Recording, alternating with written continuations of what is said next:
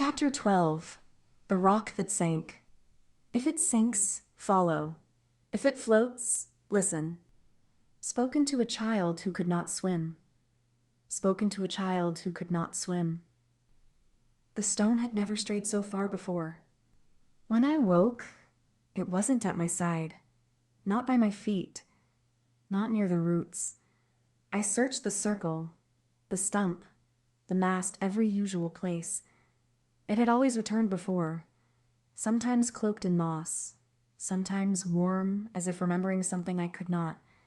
But now it was gone. The silence it left behind felt weightier than the missing shape itself. The fog hovered outside the clearing, still restrained, but unmistakably closer. It felt less like mist and more like withheld breath. I said nothing.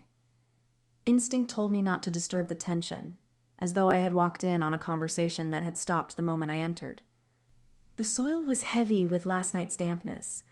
I paced the perimeter of each pass wider than the last. No birds, no insects. The trees stood motionless, but not inert. They listened. The silence had presence. I moved carefully, not out of fear, but as a guest in someone else's thoughts. Then I saw it. A delicate, dew-lined trail pressed into the moss.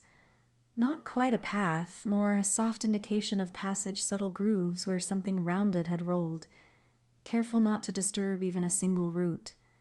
It wasn't a trail made by travel. It was an invitation. I followed. It led me to a pool I had never seen, shallow, still, and dark despite the soft light of morning. It wasn't the depth that unsettled me, it was the way the water refused to yield its secrets. My reflection bent in strange ways. Behind my face a blur, a shadow that persisted even when I stilled. There, at the bottom, rested the stone. I stepped into the pool with deliberate care.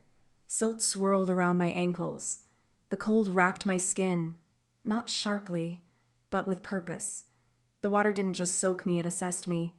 It reached through my clothes to the hollow places between ribs and across my spine, making itself known. Kneeling, I reached down. The pool barely touched my knees, yet I felt as though I were reaching into something older than time. My fingers brushed the stone. Cold, then warm, then something beyond temperature, an echo of recognition, or memory being shared. It wasn't the kind of contact you forget. It was a knowing passed through flesh. It did not lift. It wasn't a question of weight. It resisted in the way a closed book does not unreadable. Just not ready. I paused. Let the silence around me speak. It said nothing, but I understood. There was no rush, no demand, only presence. I tried again. The water trembled. Rings rippled outward, reaching beyond the trees. The forest listened. The island breathed. And somewhere beyond what I could name, something else leaned closer. Just enough to listen.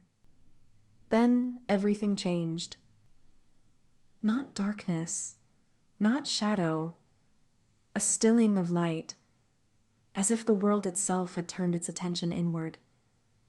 I could feel the pressure, not on my body, but on the moment itself. Every leaf seemed to hold its breath. Even the fog, hovering far behind, had frozen in place. Something else moved beneath the surface. Not the stone. Another shape emerged indistinct, larger, without eyes, yet watching. It made no sound. I made none in return. The exchange didn't require language.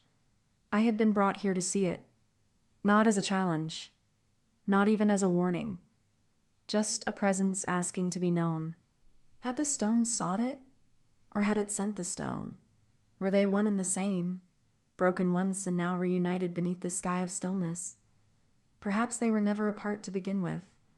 Perhaps I had only now become still enough to notice. I reached again, My fingers met the stone's surface. This time, it yielded. There was no resistance, only release. The other shape receded, and the stone rose. I cupped it in both hands, familiar in size, but changed. A fine fracture now crossed its body, not damage, but design. A line of faint light traced the crack. Not a word, not a symbol, a direction. A memory not mine, but held for me. It wasn't empty.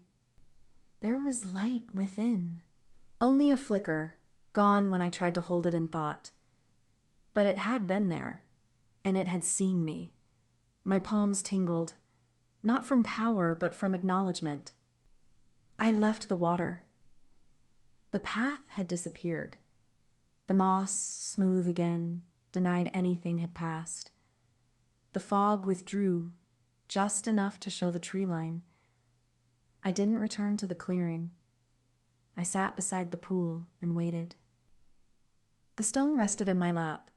It pulsed once, then fell still. The silence wasn't normal, it had deepened, as if the island was considering what came next. Something inside me had shifted. I wasn't stronger, I wasn't changed in a way I could name, but something had been planted. A seed, a rhythm, a memory.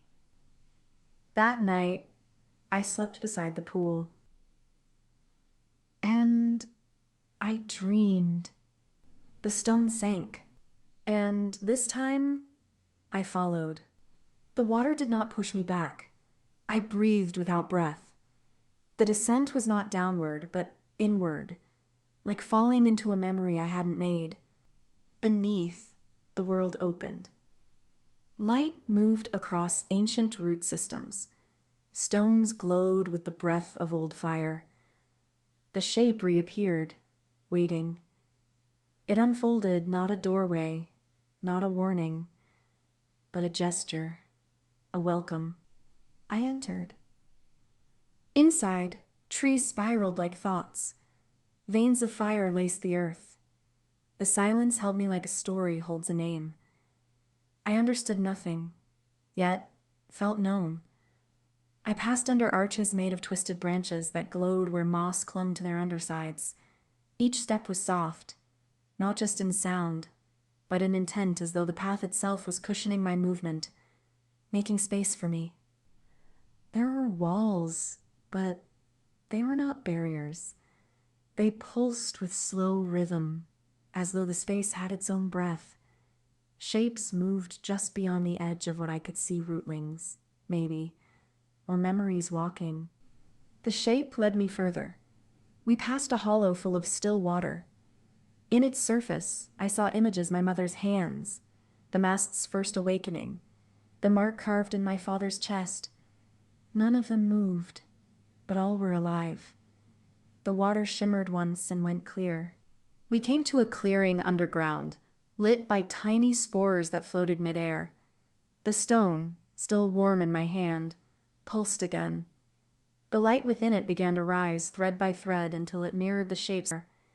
When I looked up, the spores above had aligned into the same pattern as the glowing crack in the stone.